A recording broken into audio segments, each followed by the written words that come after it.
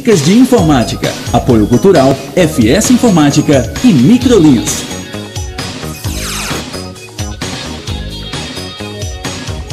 O programa Multimídia está no ar, mais um quadro Dicas de Informática, falando diretamente da FS Informática, localizada na Rua Carlos Gomes, número 453, aqui no centro de Juazeiro, ao lado da Praça da Prefeitura.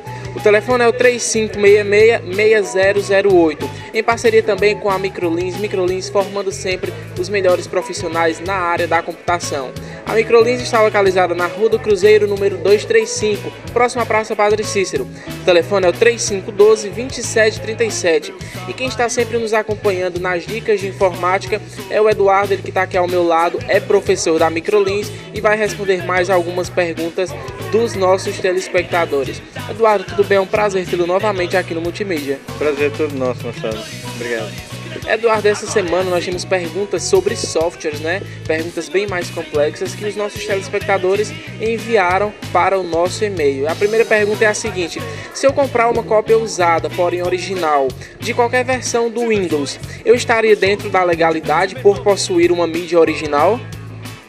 Sim, você tendo uma mídia original, você está dentro da legalidade. O importante é quando você faz o registro dessa mídia junto com o fabricante, né? Por exemplo, você adquirir um CD do Windows, para você realmente legalizar essa cópia, você tem que se registrar e pagar por ela, né? Infelizmente a gente ainda tem que pagar por esse tipo de coisa, mas você tem que pagar. No caso do Linux, você não precisa fazer isso, ela é gratuita. No caso do Windows, você só tem essa cópia legalizada quando você registra e paga por esse registro. Com certeza. Segunda pergunta é: se eu registrar a minha cópia do Windows em meu nome e quiser eventualmente vender o meu microcomputador com o CD e com o Windows já instalado, é possível ao comprador registrar novamente o Windows no nome dele? Olha, eu creio que sim, né? Nunca passei por isso antes. Mas uma coisa, quando você compra que está no seu nome, você não consegue passar para o nome de outra pessoa, a não ser que seja um carro ou coisa parecida. Então possivelmente vai ficar no nome do comprador original. Vai ficar no nome do comprador, isso mesmo. Então vamos lá para a terceira pergunta, que é a seguinte: tem uma instalação do Windows XP pirata em meu computador, porém eu comprei a versão original. Eu estou desrespeitando as leis de software? Não, a partir do momento que você comprou, não. Mas é bom você instalar a original. Quando você obtém uma cópia pirata do produto, geralmente essa cópia ela vem da internet, ou sempre ela vem da internet. E aí você não sabe o que vem junto, pode estar cheio de vírus e a gente não sabe. Exatamente. Eu tenho o Windows original americano instalado em meu computador. Tem uma mídia original e documentação, que é o manual do produto, sem a nota fiscal. O meu Windows, Eduardo, ele é ilegal? Não, ilegal não é. Mas se pedirem comprovação da originalidade dele, você não vai ter, né? Que é necessário a nota fiscal. Mas se mesmo depois de perdido a nota fiscal, você tiver o registro dessa cópia em teu nome na Microsoft, você tem como provar. Então, a próxima pergunta é: como se faz a fiscalização de um software? Explica pra gente. Olha só, a fiscalização ela é feita mais em empresas, né? Porque é a atuação da Microsoft em empresas. Uma multa para cada software pirata em cada máquina é cerca de 3.000 vezes o valor do software. E como é que é feito isso daí? É basicamente assim: você vendeu 10 cópias do seu produto, certo? E existem 100 pessoas utilizando. Logicamente você tem 90 cópias aí piratas, né? O que é original para você é o registro que você tem dos softwares que foram comprados, né? Assim ela consegue ir atrás do que é pirata ou não. Eduardo, o que é um vírus? Um vírus é um programa, né, feito por uma pessoa como nós, né, um programador experiente, e ele faz com que esse programa execute tarefas maliciosas, certo? Que venham a prejudicar alguém ou alguma máquina de certa forma. Mas é simplesmente um programa feito por alguém.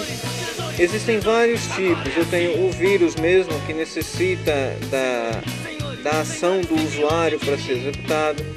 Eu tenho o Worm, que não precisa da ação do usuário para ser executado. Ele tem basicamente a função de abrir portas para que outros vírus entrem. Eu tenho o Robot, que é um software que é controlado por outro software. É uma função cliente-servidor. Eu instalo um programa na máquina de uma pessoa e consigo controlar ele da minha. Tá? Eu tenho o Cavalo de Troia, que vem em forma sempre de presente, fotografia. Quer dizer, você vai ver a fotografia, você vai utilizar a fotografia e por trás da fotografia está sendo executado códigos maliciosos e você não vai nem perceber, né? Eu tenho o Spyware e de certa forma o Screenlogger e o Keylogger, que eles registram atividades no computador. O Keylogger registra key de tecla, né? Logger de registro. O Keylogger ele registra tudo que é digitado no computador e posteriormente manda para o e-mail de quem embutiu aquele vírus na sua máquina. O Screenlogger já é uma evolução do Keylogger. O Screenlogger ele fotografa a tela do computador e também manda por e-mail. Então é isso. Próxima pergunta: qual a diferença entre vírus, spyware, como você acabou de citar, e outros softwares que são perigosos? Olha só, a gente já viu aqui as diferenças entre um e outro, mas a diferença básica é simplesmente a ação deles. Spyware, ele é spy de espião, ware de software, então um software espião. O vírus, ele não é mais espião, ele é somente para executar alguma coisa, prejudicando ou não. Eu tenho esse tipo de software, até mesmo vírus, para usos legítimos, né? Como a gente estava falando ali nos bastidores. Por exemplo, se eu tenho filhos e eu passo o dia inteiro fora de casa, eu posso usar, por exemplo, um software tipo Spyware para gerar logs ou registro de tudo que ele está fazendo na máquina. À noite eu posso chegar e verificar por onde ele andou na internet e posteriormente, se ele fez alguma coisa de errado, eu tenho uma conversa com esse menino, né? Que o spyware vai ajudar. Vai ajudar bastante. Então, próxima pergunta: de onde vêm esses vírus que são tão indesejáveis pelo usuário e pelo computador? Facilmente da internet, por onde a gente anda. A gente sempre tem que estar atento por onde a gente anda.